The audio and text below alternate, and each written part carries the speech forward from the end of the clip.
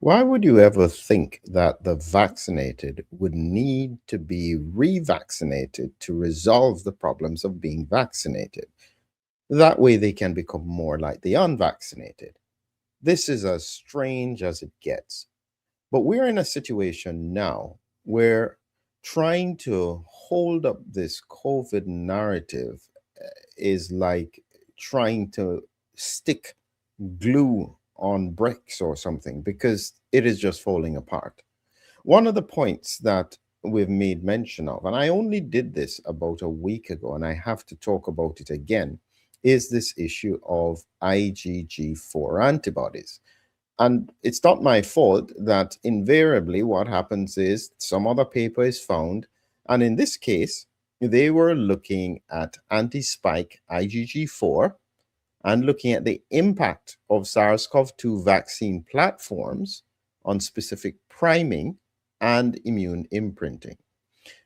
Again, it seems as though the scientific community has woken up and they're realizing that, you know what, we need to just do the science. Forget about the narrative, just do the science and let's see where it falls. Because the reality is that this kind of work should have been done a long time ago.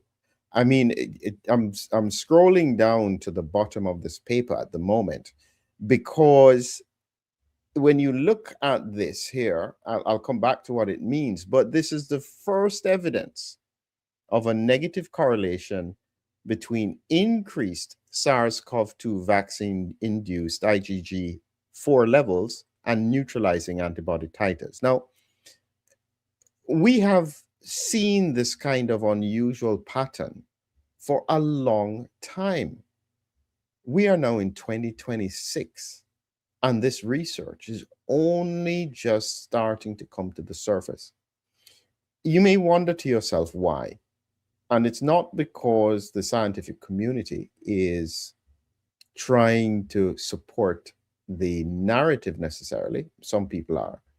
But for many researchers who have to do papers and have to produce papers and have to get their papers published through the better journals, you can't do any kind of research that is likely to get blocked or have your name sullied.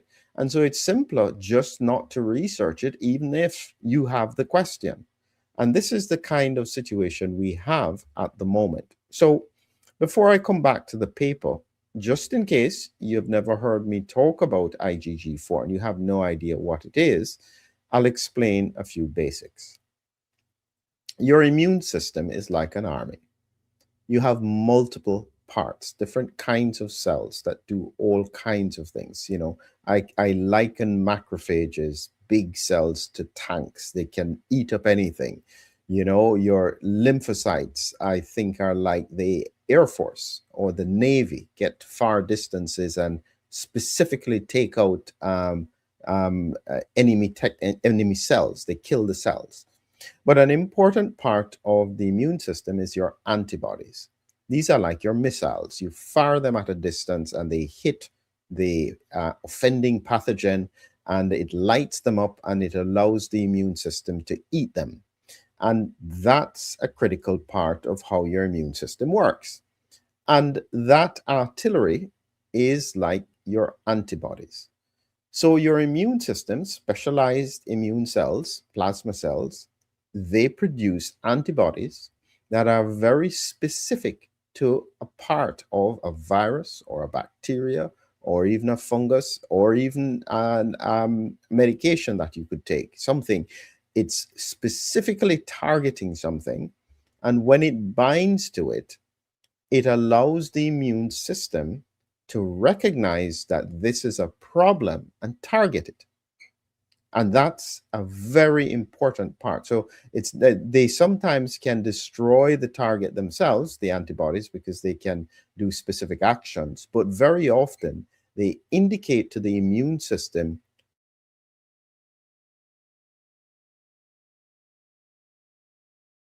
have a functioning immune system. You also need to have balance. In the same way that you can bend at your elbow with your biceps, you also need to balance off the fact that you can straighten it out. And this is how everything works in balance. So, part of the immune balance is when you have antibodies that can target and destroy things, you also need antibodies that can tell the immune system, don't do anything, stand down. And the perfect example is with beekeepers who are being stung all the time. They don't want to get an over immune response. And so the immune system says, don't worry about the bee venom, stand down. And it uses a specific antibody in order to do that. And this is what it would look like. For the time being, we'll not go through all the antibodies here, but generally, these ones are the big ones first produced when you have an infection. IgA is usually at the mucosal surfaces, and it blocks infection at that point. IgE is the allergic one, but the one that is most common is IgG, and it's split into 4 different classes. 1, 2, 3, 4. For the time being, let's not concentrate on 2. And just remember, from a simplistic point of view, 1 and 3 trigger the immune system to respond, and 4 tells it to stand down. So IgG4 is your balancing thing. It's what keeps your immune system from continually overreacting if it is always exposed to a particular pathogen. And so this is why it was interesting in the context of COVID-19 and the pandemic, because one of the strangest things that we noticed was this paper came out in 2022. This very strange thing happened, an almost 4,000% increase in IgG4 after vaccination. This is the 3rd dose. It didn't really happen so much. It was there by the 2nd dose somewhat, but really kicked off by the 3rd dose. This was a red flag, because it's not that you don't have IgG4, but the levels that were being produced, it just didn't seem normal, which is why you ended up with a paper looking at the class switch. You can't see this down here, but this is 2022.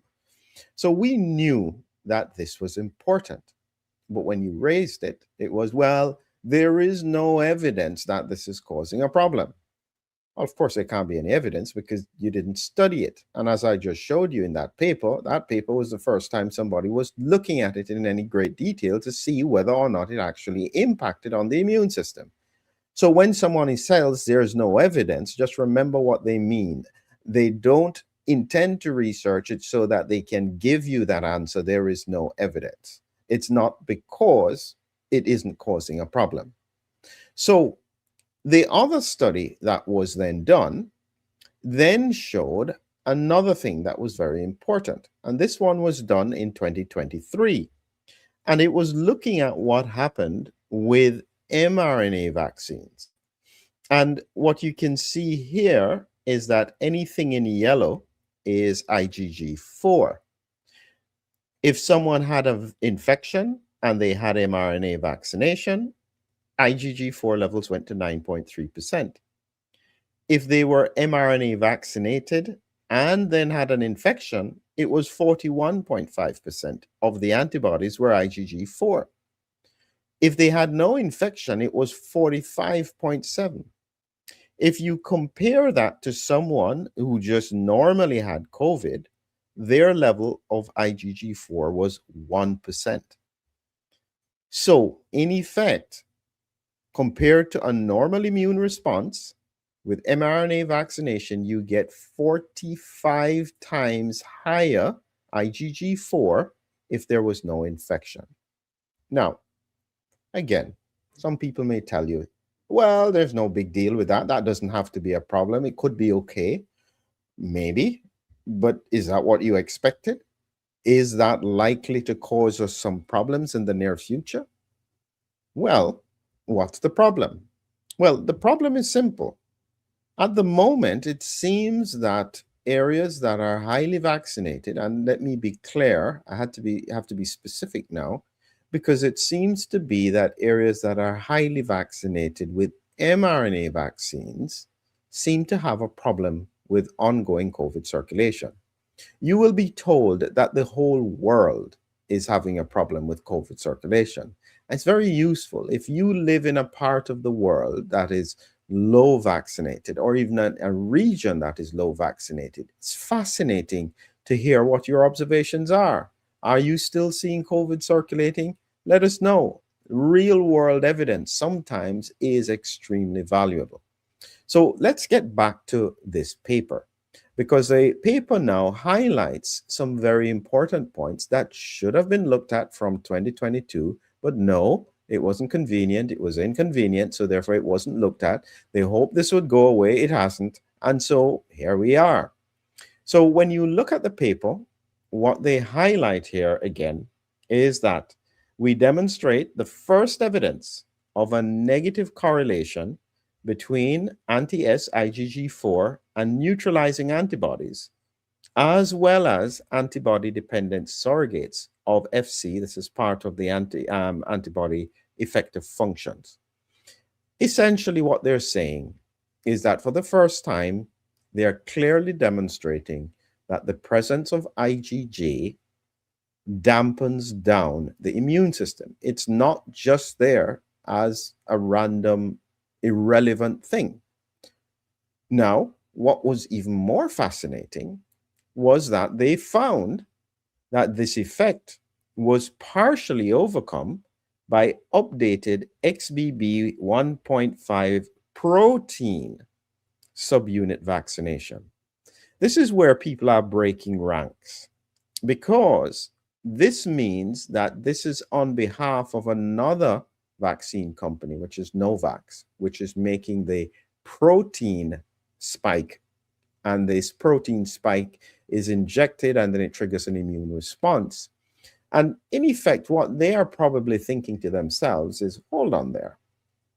We can see that there's a problem. It's pretty obvious that, in highly mRNA vaccinated regions, they've got ongoing circulation.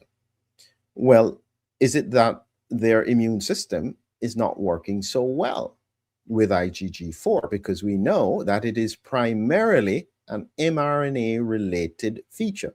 They still haven't explained why. I have some thoughts, but I'll not go into it. So what they are probably thinking is, hold on, there is a market here. The vaxxed who have high IgG4, and some people have over 70% of their IgG antibodies is IgG4. Recently did that in another paper. So they are thinking, this is a problem. Maybe we can solve it by giving them a spike protein as a protein vaccine. So in effect, what they're saying is, you guys that have been mRNA vaccinated with elevated IgG4, maybe we need to use another vaccine to help you to produce better antibodies instead of IgG4.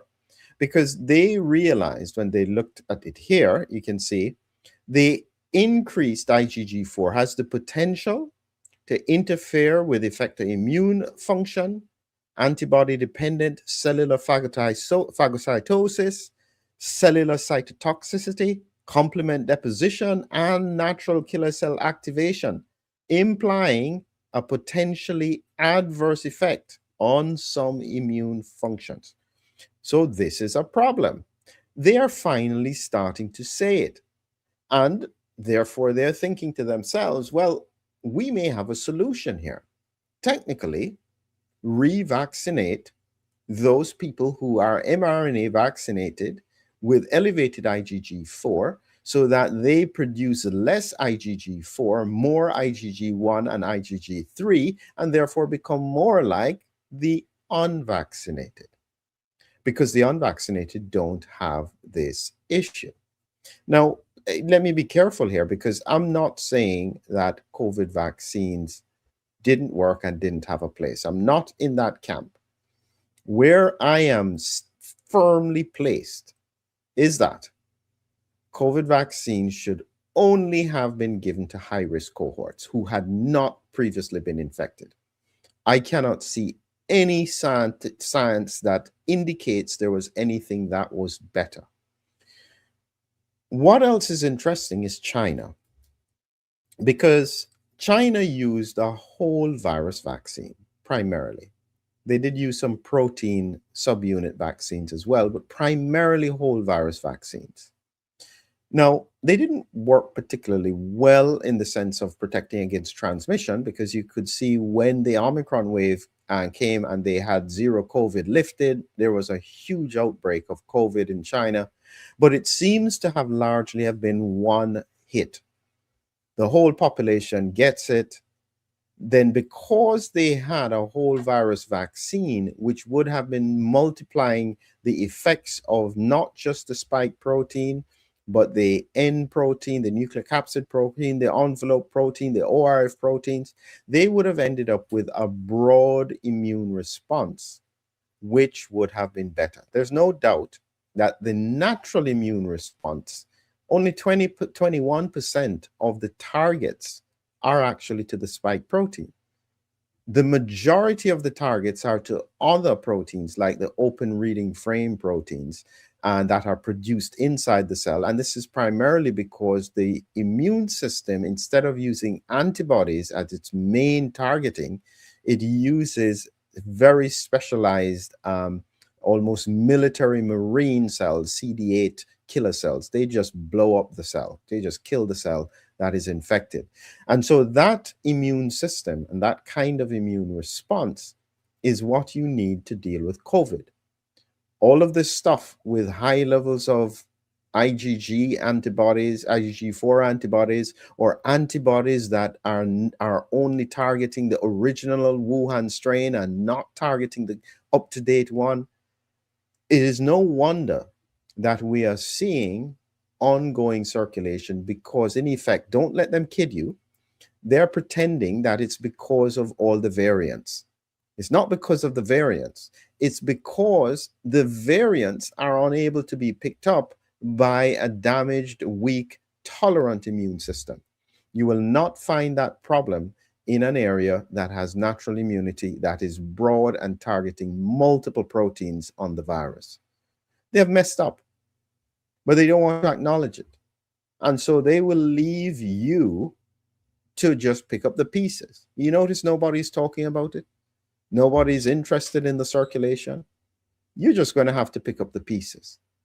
And the reality is that the fact that a large proportion of the population has elevated IgG4, they can't neutralize this virus.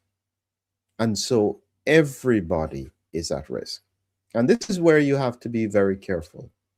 I treat this with great respect. I don't necessarily get into the argument about the unvaxxed now having superior immunity than the vax. That probably is pretty clear from this evidence in the paper. But the reality is that your immune system is not always strong. If you are tired, if you are stressed, your immune response falls. And if you are always in an environment where you are exposed to virus, it doesn't take much for you to become infected. This is difficult times.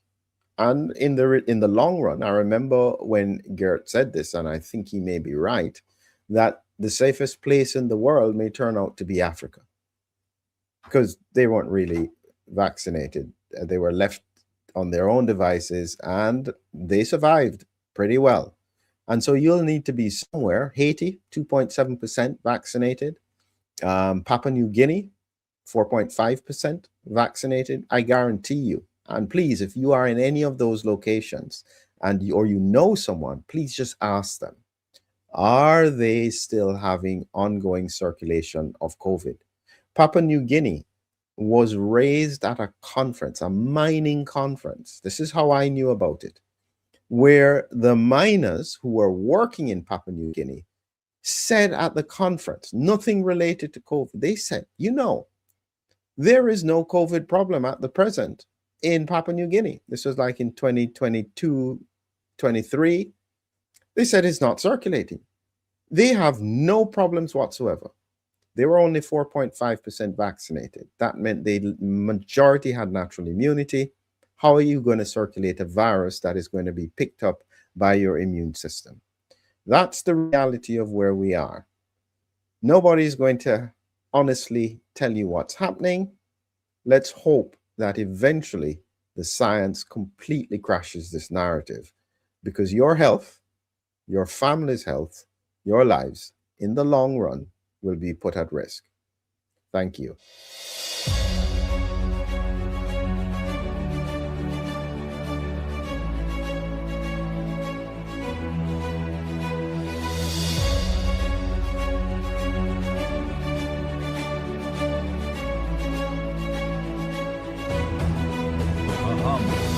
A hero, an immune adventure.